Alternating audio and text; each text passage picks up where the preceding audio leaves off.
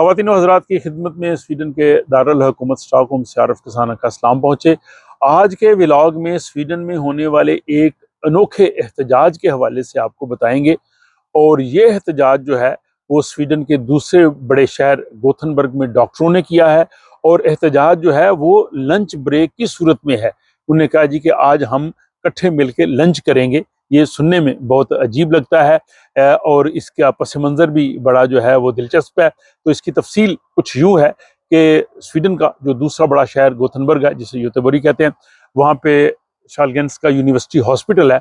वहाँ के तमाम डॉक्टर्स ने, जिनमें सीनियर डॉक्टर्स भी थे, स्पेशलिस्ट भी थे, उन सब ने कहा कि आज हम सब मिल के जो है वो इकट्ठे लंच करेंगे और ये एक तरह से हमारा एहतजाज होगा। जी हाँ, हालांकि जॉब पे लंच करना हर एक का राइट होता है, तमाम जॉब से जो लोग होते हैं वो लंच ब्रेक लेते हैं, लेकिन उनका ये कहना था कि जब हम काम कर रहे होते हैं, काम में इतने मगन होते हैं, हमें वहाँ पे लंच ब्रेक नहीं मिलती। लेकिन आज हम सब लोग जो है वो इज्तमाही सूरत में एक एहतजाजी अंदाज में लंच करेंगे। तो वो यूनिवर्सिटी के हॉस्पिटल के सामने जो लॉन था, वहाँ पे सब लोग इकट्ठे हुए और 4 सितंबर का ये दिन था। और वहाँ पे सब डॉक्टर्स, स्पेशलिस्ट और जितने भी वो अमले के लोग थे, वो अपने अपने लंच बॉक्स लेके आ गए और वहाँ पे उन्होंने लंच किया। और उनका ये कहना था कि हमारे ड्यूटी आवर्स इस तरह के हैं कि जब हम हॉस्पिटल में होते हैं, जब हम वहाँ पे काम कर रहे होते हैं, तो बाज़ औक़ात हम लंच नहीं ले सकते और उसकी वजह से हमें हर रोज़ तकरीबन आधा घंटा जो है वो ज़्यादा काम करना पड़ता है। तो ये हफ्ते के तकरीबन जो है वो 3-4 घंटे बन जाते हैं और अगर इसको आप महीनों के हिसाब से देखें तो ये बहुत ज़्यादा घंटे बनते हैं। उनका ये कहना था कि ये हमें इजाफी काम भी करना पड़ता है, ना हम लंच के टाइम पर लंच ले सकते हैं और ना हमें इसके इजाफी कोई जो है वो ओवर टाइम दिया जाता है। तो हमारे लिए बहुत जो है वो मुश्किल सूरत हाल है।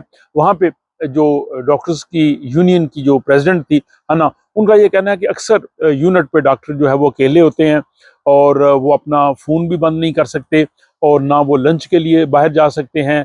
तो इस सूरत हाल में उनके लिए खासा मुश्किल है। कुछ और डॉक्टर्स जो वहाँ एहतजाज में थे, उन्होंने कहा जी कि हम जिस तरह के हमारा काम होता है तो शाज़ो नाज़र ही होता है कि हम आराम से सुकून से बैठ के लंच लें।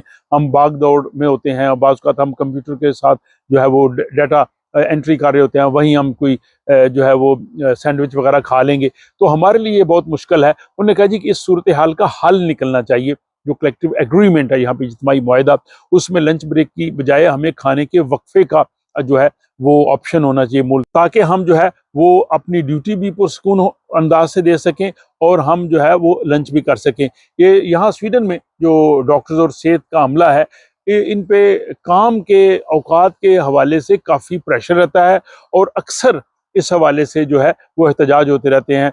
इस हवाले से यहाँ पे स्वीडन की जो नर्सेज हैं, इन्होंने भी एहतजाज किया था अपने काम के औकात कार के हवाले से और अलावा जो जूनियर डॉक्टर्स थे उन्होंने भी किया था। तो एक तरफ ये कहा जाता है कि सेहत के लिए जो है औकात कार बहुत ज़रूरी हैं, लंच बहुत ज़रूरी है, लेकिन दूसरी तरफ हैरत की बात यह है कि स्वीडन का जो महकमा सेहत है, जो डॉक्टर्स हैं, जो अमला है, उनको ही ये सहूलत हासिल नहीं है।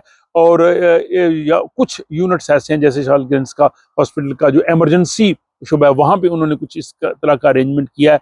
तो ये अरेंजमेंट्स जो है वो तमाम रीजन्स में होना चाहिए, क्योंकि स्वीडन में जो सेहत का शुबा है वो मुल्की सतह पे नहीं है, बल्कि ये हर रीजन्स जो है वो इसको कंट्रोल करता है। तो रीजन्स को चाहिए कि वो इन चीज़ों को सीरियसली लें।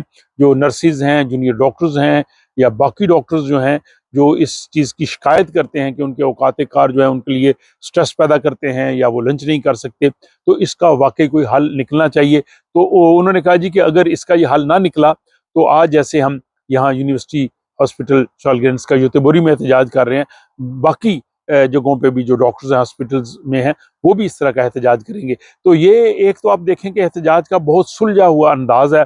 उन्होंने अपना काम भी पूरा किया है और अपना टाइम ही जो लंच का था वो उन्होंने इकट्ठे होकर लिया है, जिसको उन्होंने एहतजाजी लंच का नाम दिया है।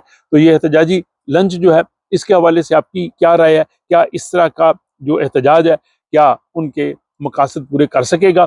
तो इस हवाले से मैं चाहूँगा कि नाज़रीन जो है वो अपनी राय कमेंट बॉक्स में ज़रूर लिखें और इसके साथ ही इजाज़त दीजिए। मुलाकात होती है आपसे किसी अगले व्लॉग।